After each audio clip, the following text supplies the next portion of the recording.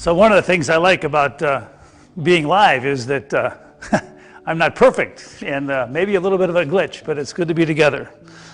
I want to start by just sharing a verse from the book of Psalms that kind of hit me this morning as I came in from the 56th chapter, verse 3. When I am afraid, O Lord Almighty, I put my trust in you.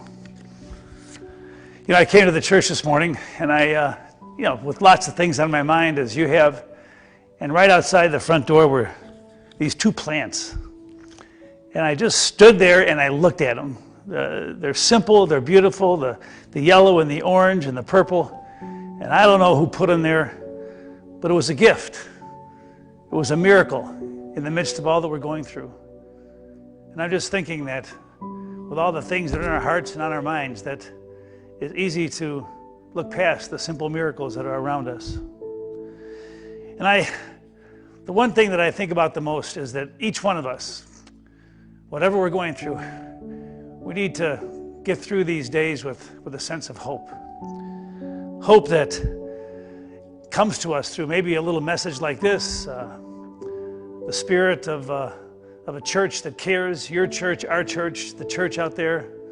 I think of the doctors and the nurses and the checkout people and the truckers, all those people on the front lines that are doing so much to help us get through these tough days. Every one of us, we need something, someone, a spirit to hold on to. And that's what's going to get us through. I got some things in the mail today, and of course we have a love bucket to help other people, and I opened up and there was a little note from a gentleman who lives miles and miles away. And he says, Don, I'm not so worried about you, but I want to make sure that your secretaries and your staff get paid. And I thought that was kind of nice. You know, our instinct as God's people when there's a crisis is to come together. We've done that for so many years. And now we can't come together, we have to stay apart, and that's not what we want to do. But we have to somehow beat this virus and keep ourselves safe. This morning, like I do so often, I took a walk out back, and we have a dedication walk with the names of those who have gone before. And I stood out in the middle of the back 40 and I saw the names and I looked up to the heavens and I thought of all the people that have been a part of who we are every day.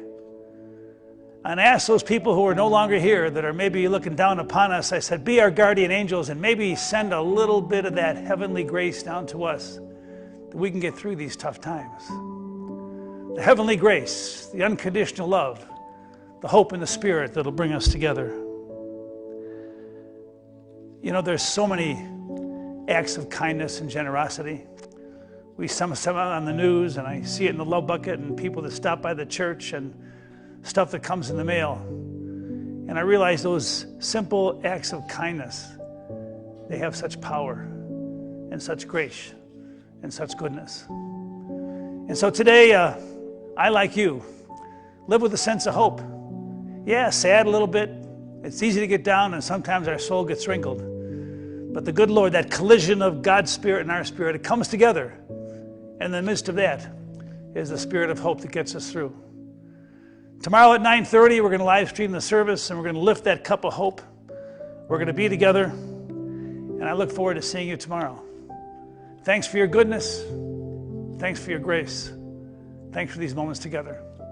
Love you all. Amen.